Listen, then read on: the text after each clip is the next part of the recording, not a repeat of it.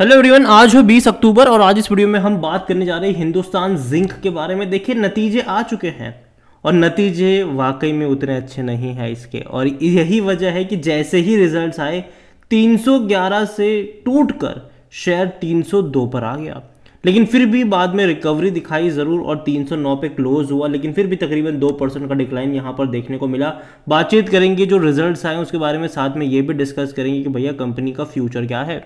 देखिए, वीडियो को शुरू करें उससे पहले अगर आपने अभी तक चैनल को सब्सक्राइब नहीं किया है तो प्लीज़ अभी इसे सब्सक्राइब कर लीजिए, क्योंकि आगे भी बहुत सारे वीडियोस हैं जो आपको काफ़ी ज़्यादा हेल्प करेंगे।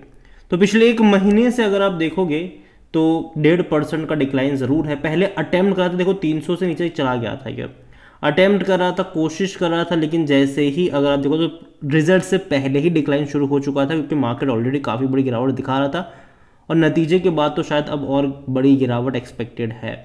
जहाँ तक पिछले एक साल का ग्राफ देखो तो तकरीबन 9.5% का ग्रोथ है, बड़ी तेज़ी देखी थी, गिरावट देखी, और जब भी 300 के नीचे गया था एक तेज़ी आई, फिर वापस गिरा, वापस तेज़ी आई, वापस गिरा, वापस से तेज़ी आई। एक इनिशियल सपोर्ट है 300 रुपये का, लेकिन जो नतीजे आए हैं वो डेफिनेटली थोड़े बहुत निराशाजनक तो है।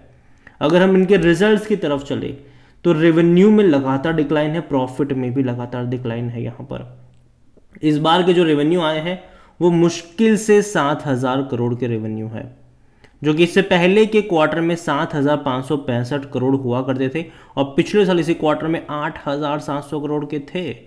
तो भैया लगातार रेवेन्यू में डिक्लाइन है, और प्रॉफिट वाइज भी अगर आप देखोगे तब तो और ज़्यादा बड़ा डिक्लाइन यहाँ पर आया है।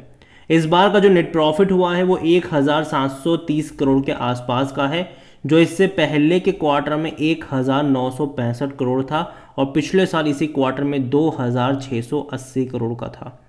तो भैया बड़े डिक्लाइंस चल रहे हैं। और देखो, खराब यहाँ पर ये इसीलिए है क्योंकि ये वो कंपनी है जिसने भारी भरकम डिविडेंड बांट दिए हैं। ठीक है, बहुत ज़्यादा डिविडेंड बांटे हैं इस कंपनी ने, और जितना पैसा नहीं कमाया उससे ज़्यादा का भी बांटा है इन्होंने। तो जाहिर सी बात है यहाँ पर इनको और रेवेन्यू प्रॉफिट कमाने पड़ेंगे, तभी वो इस डिविडेंड को जस्टिफाई कर पाएंगे। देखो, रेवेन्यू में डिक्लाइन की एक वजह ये भी है कि जो पैसा ये इस्तेमाल कर सकते थे कंपनी के एक्सपांशन के लिए वो नहीं किया, बल्कि वो डिविडेंड में इन्होंने बांट दिया। यहाँ पर आप वॉल्यूम वाइज भी देखोगे तो 15 लाख के वॉल्यूम देखने को मिले हैं हिंदुस्तान जिंक में, और तो और according to Moneycontrol user 100% लोग कह रहे खरीदारी करो। शायद नतीजे के बाद यहाँ पर कुछ लोग बिकवाली में भी आ जाएंगे, कुछ लोग होल्ड में भी आ जाएंगे। और जहाँ तक देखा जाए इनके नंबर्स आप देखो, क्वार्टरली परफॉर्मेंस भी अगर आप देखोगे तो यहाँ पर प्रॉब्लम यही है कि डिक्लाइन शुरू हो रहा है। प्रॉफिट वाइज भी देखोगे तो एक डिक्लाइन शुरू हो रहा है, और अब तो सितंबर के और ज़्यादा ख़राब नंबर आए हैं, तो लगातार नीचे की तरफ। क्योंकि अगर हम डिविडेंड की बात करें तो ये वो कंपनी है जो भारी भरकम डिविडेंड बांट चुकी है। इस साल अगर आप देखो तो पहले 13 रुपये का पे किया, फिर 26 रुपये का पे किया, फिर 7 रुपये का भी पे कर दिया, मतलब लास्ट में। पिछले साल भी देखो तो भारी भरकम डिविडेंड पिछले साल भी पे किए थे इन्होंने पर शेयर। तो भैया बहुत बड़े पैमाने पर डिविडेंड पे आउट हमने यहाँ पर देखा, और सबसे बड़ी वजह उसकी वेदांता रही। अगर हम हिंदुस्तान जिंक के बारे में देखेंगे, वैल्यूएशन की बात करें तो 14 का इसका पी रेशो है, सेक्टर पी 22 का है। और जहां पर हमने देखा कि भैया 100% मनी कंट्रोल यूज़र कहते हैं बाइंग के लिए, लेकिन अगर आप बात करें एनालिस्ट की तो सिर्फ 9% एनालिस्ट ही के ही बाइंग रिकमेंडेशन में है। ये शेयर होल्डिंग को लेकर देखा जाए तो जो प्रमोटर है वो यहाँ पर कौन है? प्रमोटर है वेदांता। यहाँ पर जो इनकी होल्डिंग अभी है वो 64.92% की होल्डिंग है, और वेदांता ने अपना सब कुछ गिरवी रख दिया। पहले दिसंबर में अगर आप देखोगे तो प्रमोटर की 56.92% की होल्डिंग थी, अभी सब कुछ गिरवी रख दिया, क्योंकि वेदांता को पैसों की ज़रूरत है।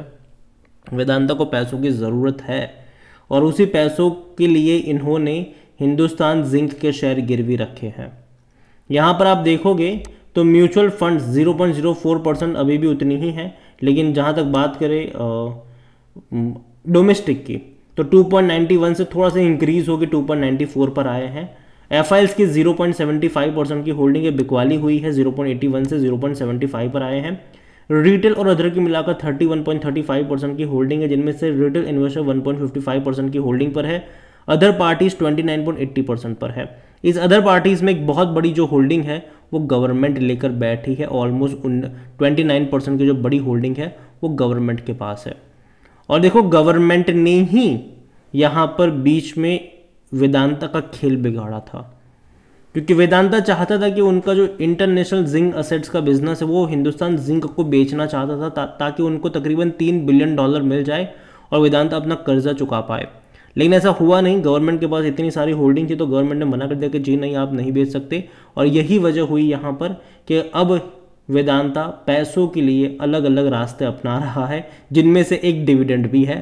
कि जो भारी भरकम डिविडेंड आपको पे आउट होते नजर आए हिंदुस्तान जिंक में, उसकी सबसे बड़ी वजह वेदांता ही था, क्योंकि प्रमोटर वेदांता थे तो बहुत बड़ा जो पैसा डिविडेंड के थ्रू आया वो वेदांता के पॉकेट में गया, जिसका इस्तेमाल भैया डेफिनेटली कर्जा चुकाने के लिए ही हुआ है। यहाँ पर अगर आप देखो तो 309 रुपये के आसपास शेयर ट्रेड कर रहा है। हालांकि आज एक बड़ी गिरावट देखने को मिली, लेकिन वापस से तेज़ी भी आ गई। और आगे भी देखो कुछ ऐसे इवेंट्स होने वाली है जो इस शेयर के लिए उतनी पॉजिटिव नहीं रहेगी। उनमें से एक है कि गवर्नमेंट का OFS, गवर्नमेंट OFS प्लान कर रही है इसका, ठीक है, और तकरीबन ज़्यादा नहीं, मुश्किल से 3.5 से 4% का ही स्टेक बेचने का प्लान है गवर्नमेंट का। तो अगेन वो भी चीज़ वेदांता के लिए उतनी ज़्यादा पॉजिटिव नहीं होगी, क्योंकि वेदांता तो चाहता है कि गवर्नमेंट फुल्ली एग्जिट कर जाए यहाँ से, ताकि भैया वो कंपनी को अपने तरीके से चला पाए। तो यहाँ पर हिंदुस्तान जिंक के जो रिजल्ट्स हैं डेफिनेटली वो इनके लिए उतने ज़्यादा पॉजिटिव मैं नहीं मानता हूँ, क्योंकि लगातार रेवेन्यू प्रॉफिट में डिक्लाइन आ रहा है और कंपनी ने डिविडेंड का जो पैसा था इनके पास, जो कैश था, उसका इस्तेमाल किया डिविडेंड पे आउट करने में, जबकि वो इस्तेमाल कर सकते थे कंपनी के एक्सपांशन के लिए, लेकिन वो किया नहीं। और यही खामियाजा अब इनको भुगतना भी पड़ रहा है। तो यहाँ पर मैं इतना ही कहूँगा कि देखो, जब तक गवर्नमेंट का OFS यहाँ पर नहीं आ जाता है, पहले मैं वेट करूँगा गवर्नमेंट के OFS का, और देखते कि गवर्नमेंट किस प्राइस पे लेकर आती है अपने OFS को। हालांकि डीले हो रहा है और शायद आगे भी डीले होता रहेगा इन सारे मामलों में, लेकिन नतीजे ये जो है वो ख़राब आए हैं। 309 रुपये का शेयर है, बहुत जल्दी 300 रुपये के नीचे जाता हुआ नज़र आ सकता है। जो शायद थोड़े बहुत मौके हैं वो 280 के आसपास बन सकते हैं, लेकिन फिर भी मैं कहूँगा कि एक बार वेट करूँगा मैं गवर्नमेंट के OFS का। बाकी देखते हैं कि यहाँ पर क्या होता है। और अगेन वेदांता डेफिनेटली, जब तक वेदांता दिक्कत में रहेगा अपने डेट को लेकर, कहीं ना कहीं उसका असर जो है वो हिंदुस्तान जिंक पर भी पड़ता नज़र आएगा।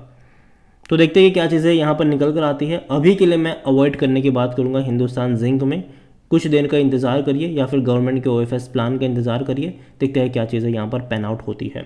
वीडियो को यहीं पे एंड करूँगा। पसंद आया हो तो लाइक करो, शेयर करो, चैनल अगर पहली बार हैं तो प्लीज़ सब्सक्राइब करें। और हिंदुस्तान जिंक के बारे में आप क्या सोचते हैं वो भी आप मुझे कमेंट में लिख के बता सकते हैं। इसके अलावा अगर आप चाहते हैं कि मैं वेदांता लिमिटेड, जो कि 223 रुपये का शेयर है, अगर आप चाहते हैं कि मैं इसके ऊपर भी एक डिटेल वीडियो बनाऊँ तो कमेंट में वेदांता लिखिएगा। जितनी ज़्यादा कमेंट आएगी उतना जल्दी वीडियो आएगा। Thank you.